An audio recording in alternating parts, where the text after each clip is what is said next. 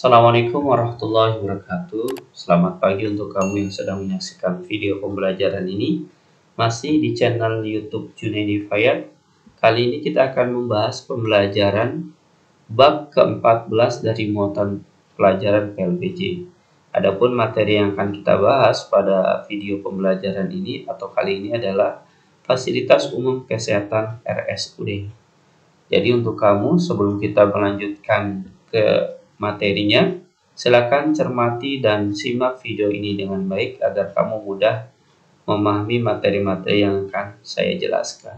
Yuk langsung saja kita ke slide berikutnya.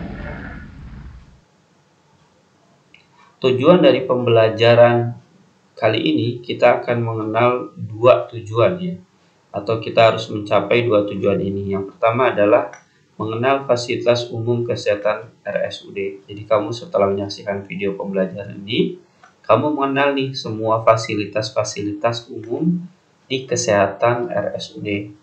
Kemudian setelah mengenal, kamu harus dan wajib mampu menjelaskan mengenai fasilitas kesehatan yang ada di RSUD. Dua hal ini adalah tujuan utama kita pada video pembelajaran ini. Oleh karenanya, simak ya baik-baik agar kamu benar-benar memahami dan mampu nanti akhirnya menjelaskan. Nah, di sini di slide ini ada gambar ya.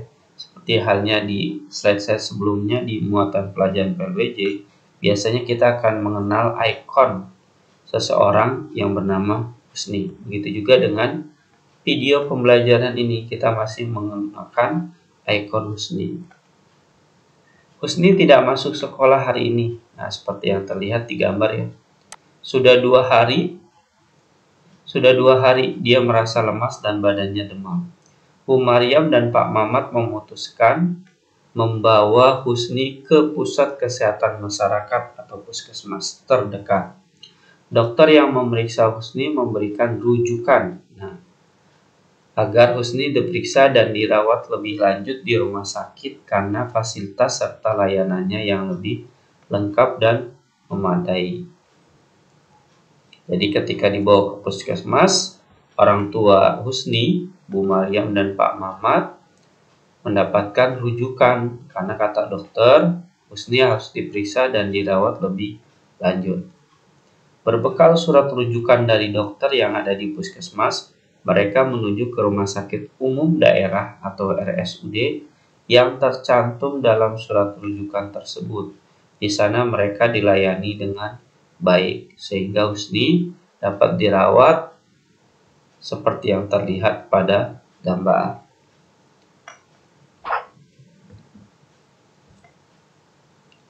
Ayo membaca. Nah, kita masuk ke materi ini. Mulai ke materi A, tipe atau kelas rumah sakit. Di Indonesia, rumah sakit terbagi menjadi 5 tipe, yaitu tipe atau kelas. Ada A, B, C, D, dan non-kelas atau rumah sakit khusus. Perbedaan ini terletak pada fasilitas dan sarana penunjang medis yang tersedia di rumah sakit tersebut.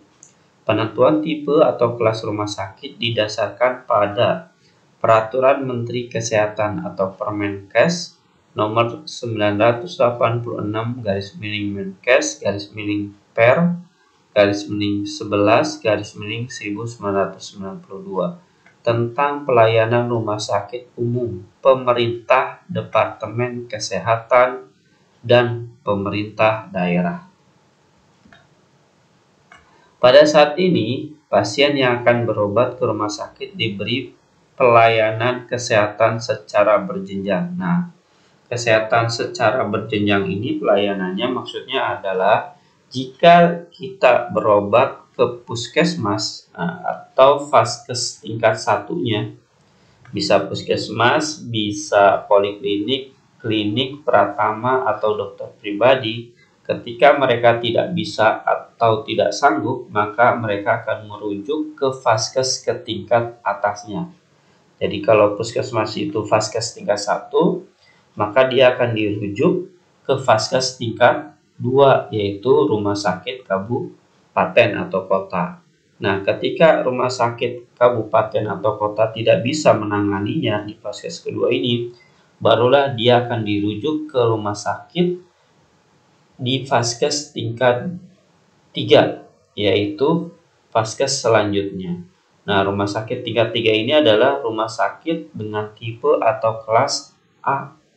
Nah, semoga dengan ke rumah sakit tipe kelas 3 ini, semua masalah penyakit yang diderita oleh orang tersebut, maka bisa akan tertangani dengan sempurna. Jadi, maksud berjenjangnya seperti itu ya. Jadi, di vaskes pertama dulu, ketika nggak bisa, lanjut ke vaskes kedua, masih nggak bisa juga, maka berlanjut ke vaskes yang 3. Nah, itu vaskes di mana menggunakan rumah sakit tipe kelas A.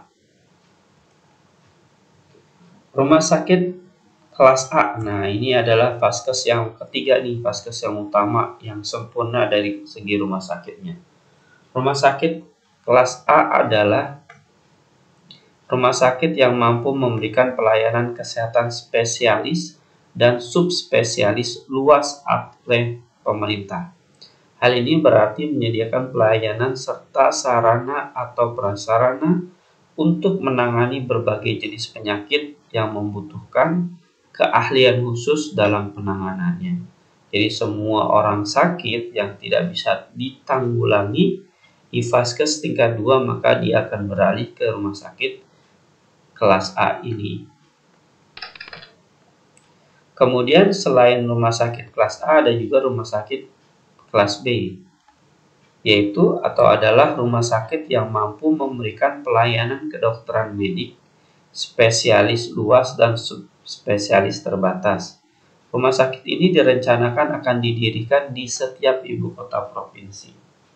Jadi rumah sakit kelas B ini adalah direncanakan nih oleh pemerintah Indonesia untuk keberadaannya itu di setiap ibu kota provinsi. Kemudian selain rumah sakit kelas B, ada juga rumah sakit kelas C. Adalah rumah sakit yang mampu memberikan pelayanan kedokteran subspesialis terbatas. Terdapat 4 macam pelayanan spesialis yang disediakan. Pelayanan penyakit dalam, bedah, kesehatan anak, kebidanan dan kandungan, dan rumah sakit ini direncanakan akan didirikan di kabupaten kota. Jadi beda dengan yang kelas B ya. Kalau kelas B itu di setiap ibu kota, kalau rumah sakit kelas C itu di kabupaten atau setingkat kota. Jadi macam-macam memiliki keterbatasan dari segi sarana dan prasarana. Lanjut ke nomor 4, yaitu rumah sakit kelas D. Nah, rumah sakit kelas D adalah rumah sakit yang bersifat transisi. Kenapa transisi? Karena pada suatu saat akan ditingkatkan menjadi rumah sakit kelas C. Jadi, suatu saatnya ini tergantung dari pemerintah daerah dan pemerintah pusat dalam hal ini. Rumah sakit ini hanya menyediakan pelayanan kedokteran umum dan gigi. Jadi hanya 2 ya. 2 pelayanan, minimal 2, kedokteran umum dan gigi. Dan yang terakhir adalah rumah sakit khusus. Rumah sakit khusus atau rumah sakit ini merupakan rumah sakit khusus atau special hospital yang menyelenggarakan hanya satu macam pelayanan kedokteran saja. Misalnya rumah sakit jiwa, rumah sakit kusta, jantung, ibu dan anak, serta rumah sakit paru. Nah, ini adalah macam-macam dari rumah sakit khusus yang ada di setiap provinsi. Nah, setiap provinsi, setiap daerah mudah-mudahan ada ya rumah sakit khusus seperti ini. Inilah macam-macam dari rumah sakit atau tipe dari rumah sakit yang ada di Indonesia. Dari rumah sakit kelas A, B, C, D, dan rumah sakit khusus. Kita lanjut ke slide berikutnya. Ke poin yang ke B, rumah sakit umum daerah di DKI Jakarta. Karena kita berada di ibu kota provinsi DKI Jakarta, maka kita bahas rumah sakit di DKI Jakarta. Pemerintah DKI Jakarta terus berupaya meningkatkan pelayanan kesehatan bagi warganya. Data dari Kementerian Kesehatan yang dilansir pada http://searchyankeskemkes.go.id /RS online /resort terbaharui pada bulan April 2018 menyebutkan bahwa penambahan jumlah rumah sakit milik Provinsi DKI Jakarta hampir 5 kali lipat dari tahun sebelumnya. Dari sebelumnya berjumlah 4 buah, nah awalnya 4 buah nih, menjadi 29 buah. Jadi berkali-kali lipat, 5 kali lipatnya ya dari sebelumnya. Jadi bersyukur kita ketika kita berada di Provinsi DKI Jakarta karena rumah sakitnya sudah mulai banyak dan banyak kita jumpai di beberapa tempat ya, karena penambahannya 5 kali lipat. Kepala Dinas Kesehatan DKI Jakarta, Kusmedi, seperti dilansir oleh Berita 1 pada tanggal 25 September 2018, mengatakan 4 puskesmas kecamatan di DKI Jakarta dengan fasilitas pelayanan kesehatan yang telah melebihi standar pelayanan kesehatan puskesmas kecamatan telah ditingkatkan menjadi RSU kelas D. Jadi 4 puskesmas yang ada yang di daerah Provinsi DKI Jakarta itu telah ditingkatkan tipenya atau fasilitasnya menjadi rumah sakit setingkat RSU kelas D. Nah, 4 puskesmas itu adalah yang pertama RSU Kecamatan Cempaka Putih. RSU itu adalah rumah sakit umum ya. Nah, RSU Kecamatan Cempaka Putih ini adalah, kalau kita lihat gambarnya seperti ini. Rumah sakit ini memiliki tenaga ahli berupa dokter spesialis anak, obstetri dan ginekologi kandungan ya. Kemudian penyakit dalam, rehabilitasi medis, anestesiologi umum, pelayanan umum dan pelayanan gigi. Nah, ini gambarnya seperti ini. Jadi kalau kamu melihat gedungnya seperti ini berarti kamu berada di rumah sakit atau di sekitar rumah sakit Kecamatan Cempaka Putih. Kemudian yang kedua adalah Rumah Sakit Umum Kecamatan Sawah Besar. Nah, ini gambarnya seperti ini. Setiap rumah sakit beda ya antara bangunan yang satu dengan yang lainnya. Memiliki ciri khas masing-masing. Rumah sakit ini adalah menyediakan pelayanan berupa, nah ini lebih mantap lagi nih, IGD 24 jam. Instalasi rawat jalan, poliklinik umum, gigi, keluarga berencana, gizi, spesialis penyakit dalam, kandungan dan kebidanan, serta spesialis anak. Walaupun gambarnya seperti ini nggak terlalu besar ya, tapi kalau kenyataannya sebenarnya besar. Tapi fasilitas pelayanan yang disediakan banyak ya, lumayan banyak dibandingkan rumah sakit Kecamatan Cempaka Putih. Kemudian yang ketiga adalah Rumah Sakit Umum Kecamatan Johar Baru. Nah, Kecamatan Johar Baru bentuknya adalah seperti ini bangunan. Nah, rumah sakit ini menyediakan pelayanan. Nah, pelayanannya dalam bentuk IGD, instalasi rawat inap, poli umum, kemudian poli anak, kebidanan, penyakit dalam, serta laboratorium dan radiologi. Ini fasilitas atau sarana yang bisa kita temui, kita bisa rasakan ketika kita di RSU Kecamatan Johar Baru. Kemudian yang terakhir adalah RSU Kecamatan Kemayoran.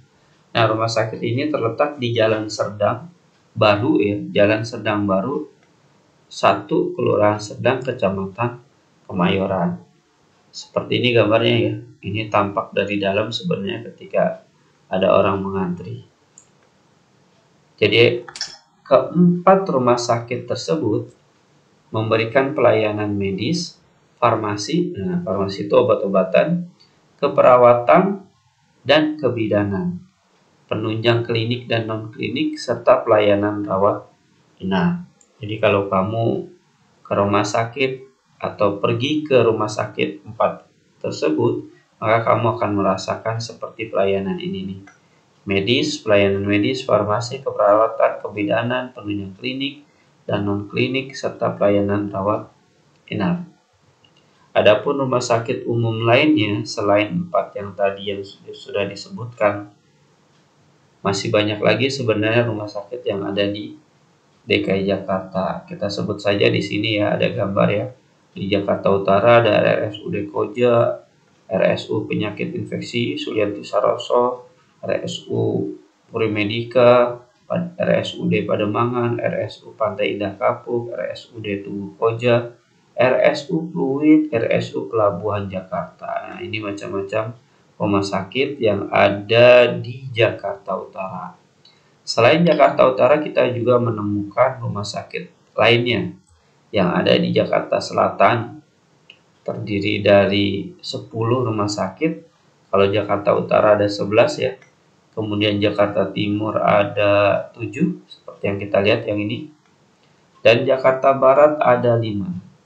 Jadi inilah macam-macam rumah sakit yang ada di wilayah DKI Jakarta. Seperti yang kita lihat disajikan dalam bentuk tabel. Tabelnya dalam bentuk gambar. Mudah-mudahan kita nggak pergi ke sini ya. Karena kalau kita pergi ke sini, berarti posisi kita, tubuh kita sedang dalam keadaan sakit.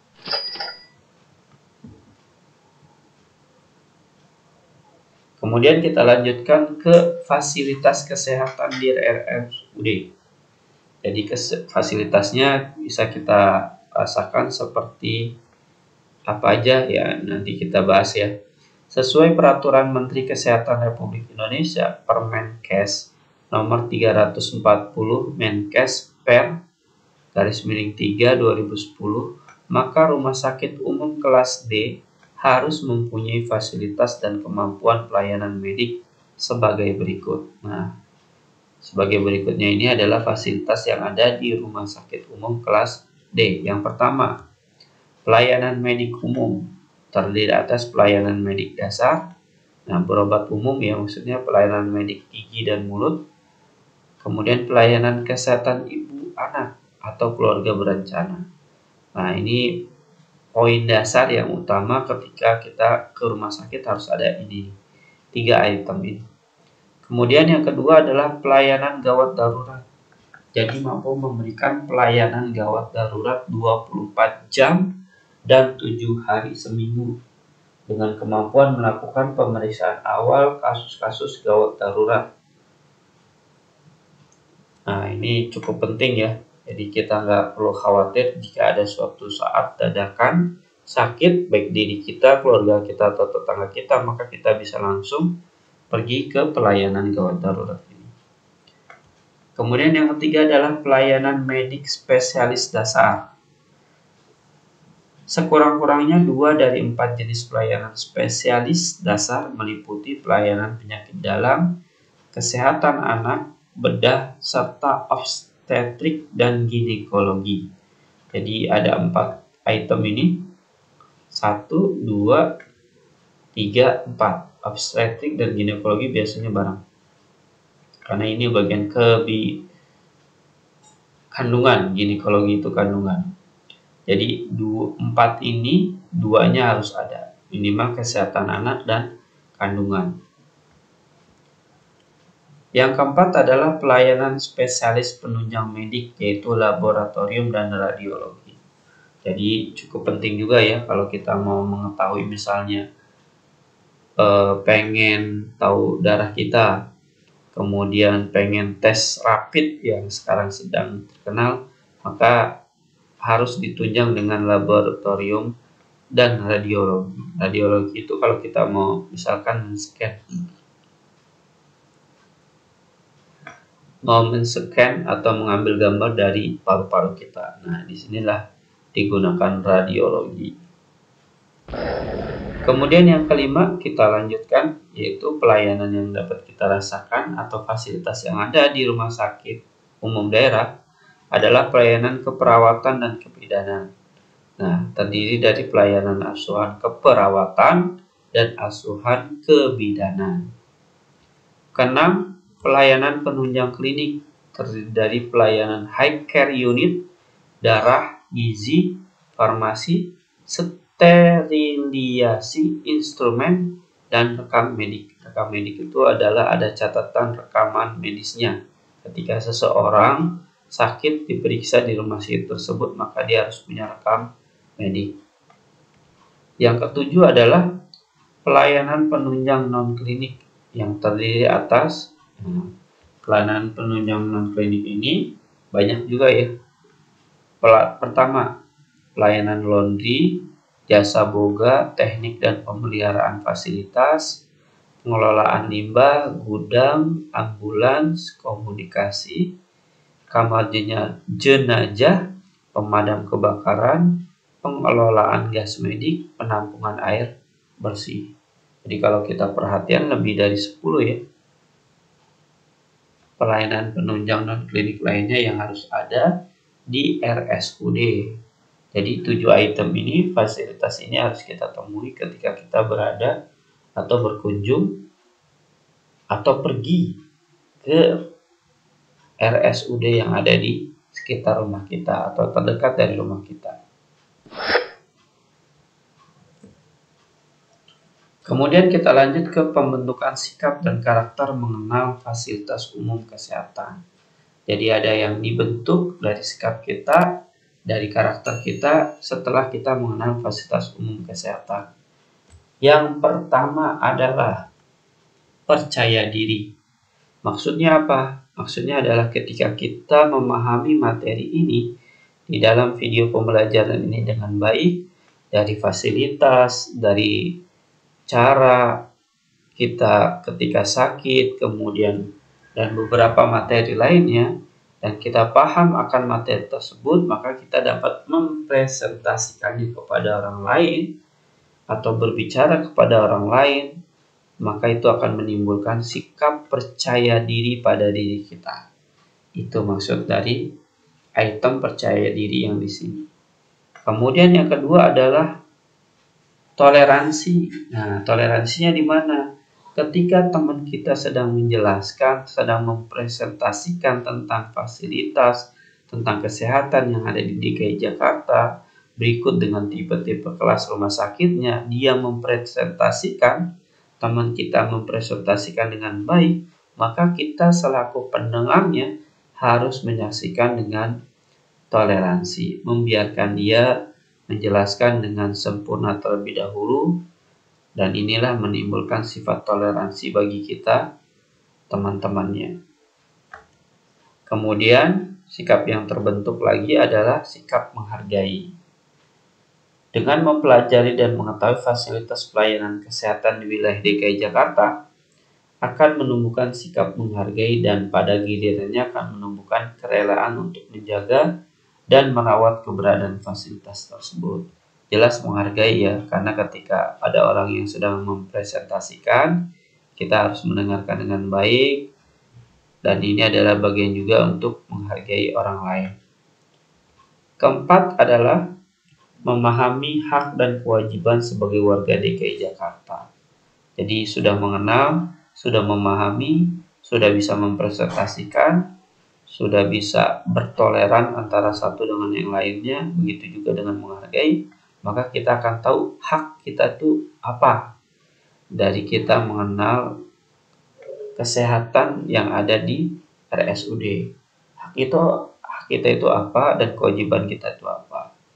Maka mudah-mudahan 4 hal ini dari pembentukan sikap dan karakter ini, setelah kita mengenal fasilitas umum kesehatan di DKI Jakarta, kita dapat mengamalkan dan kita bisa menerapkan 4 hal ini di dalam tubuh kita, di dalam diri kita, dan juga kita bisa melaksanakan hak dan kewajiban yang kita harus lakukan.